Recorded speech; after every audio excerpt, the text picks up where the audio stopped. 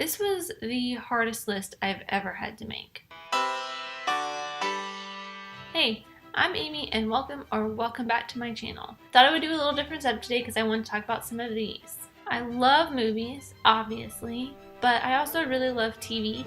So today I wanted to talk about some of my favorite TV shows of all time. So let me know your favorite TV show in the comments down below, or some other shows you think I should check out. Before I get into my top 5, I wanted to give a little bit of love to some shows that I still really adore, but didn't quite make it up to the top 5. There are quite a few, so I'm going to quickly list them off in no particular order at all. Heroes, but just the first 2 seasons, kind of the last 2 seasons, but definitely not Reborn, even though I own the original 4 seasons on DVD and watched the entirety of Reborn. Criminal Minds, Friends, Lost, Greek, Futurama, Bones, How I Met Your Mother, Arrested Development, Stranger Things, New Girl and Brooklyn Nine-Nine, Riverdale, Unbreakable Kimmy Schmidt, Doctor Who and Sherlock, and The Bates Motel, which I've only watched the first 2 seasons of, but really enjoy still. I'm probably forgetting some. Actually, I know I am. Okay, so now into my top 5. Number 5, Breaking Bad. Not only is the story super intense, smart, funny, and thought-provoking, it looks so incredible as well. The writers, directors, cinematographers, set designers, everybody who worked on this show put so much thought in not only each episode, but all 5 seasons and every minute detail in between. It's mind-boggling. On top of a great storyline with great storytelling and amazing, beautiful cinematography, every person who graced the screen was amazing, especially Bryan Cranston, who plays Walter White, aka Heisenberg, and Aaron Paul, who plays Jesse Pinkman. Both of their journeys together and separately is some of the best character development I've ever seen. You're goddamn right. For my number 4 pick, it was kind of hard for me to choose my absolute favorite. So since they're all kind of in the same mockumentary style, I kind of did a 3-way tie between The Office, Parks and Recreation, and 30 Rock. Number 4.1, The Office. It is such a classic and really the pioneer of this type of show in the US after it came over from the UK version starring Ricky Gervais and Martin Freeman. A lot of its humor is not right there out in the open. I mean, there are some really funny parts, but a lot of the humor does really come from when usually Michael Scott, played by the uber talented Steve Carell, does something really stupid and one of the other characters who works in the office usually looks directly into the camera and gives some kind of exasperated or quizzical look that is just so subtly funny that it's very memeable and why everyone loves this show. At least why I really love this show. Bears beats Battlestar Galactica. 4.2, Parks and Recreation. I originally started watching this show because Amy Poehler starred in it and I love her, but it is also set in a fictional town in the state of Indiana, which is where I grew up. They always had very on-the-nose Indiana references and sometimes even came and filmed in Indianapolis, which a couple of times I was close enough to be on the set and watch them film, but sadly I usually had class or something else to do. Sometimes they even got local celebrities to be on the show, like some of the Indianapolis Colts football players, and in the episode where Andy and April get married, Andy wears the jersey of one of my favorite Indianapolis Colts football players, Reggie Wayne. Former football player. And besides all the Indiana references, the show has such great humor and comedic timing because it's led by the great SNL alum Amy Poehler. But not just Amy Poehler, every other actor on there is incredible. After watching the show, I became obsessed with anything Nick Offerman did, anything that Chris Pratt did, and I connected so deep with Aubrey Plaza's character April Ludgate because, well, me. I think I may have found a project I'd actually enjoy doing. Helping these cats and dogs.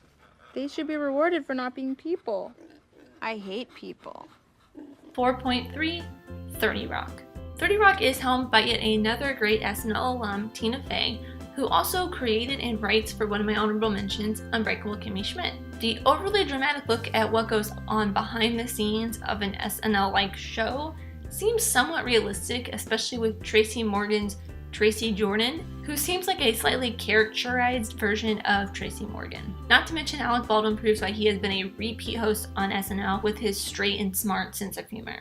Shut this down. I want a different answer. Number 3, Psych. The premise of the show seems a little weird. A man who is taught from a very young age by his cop father to become super observant uses this skill to pretend to be a psychic detective to help the Santa Barbara police solve murders in other cases. But the chemistry between all of the main characters, the hilarious and sometimes obscure references, and deadpan comedy makes Psych one of the funniest TV shows I have ever seen. The super strong chemistry between the two main characters, Sean and Gus, is very indicative of the chemistry and friendship that James Roday and Dule Hill have in real life. My sister and I started watching the show sometime in the 3rd season and became instantly obsessed. We watched every single episode the day it aired, and as soon as the show was over, it was on Netflix, and I would watch them over and over again on there. But for some reason, Netflix decided to pull it off their website, and the day that happened, I searched and searched eBay for the entire box set, and it was the best $85 I've ever spent. Blurt out something nonsensical. Do it now. Key laces, shoeboards, pineapples. Number 2, I Love Lucy. This is one of the first shows I ever remember watching. My grandma used to just put it on TV Land whenever I would come over, and we would sit there and watch the queen of comedy for hours. I think this was also when I first really started falling in love with very old and classic movies like Casablanca and TV shows like I Love Lucy and The Dick Van Dyke Show.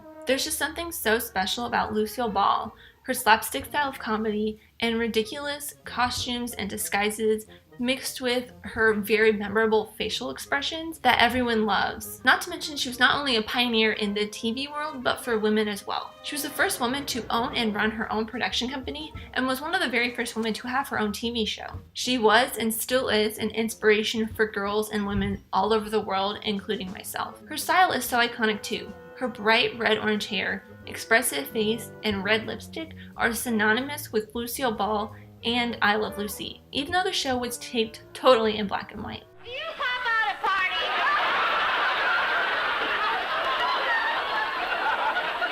Are you unpopular?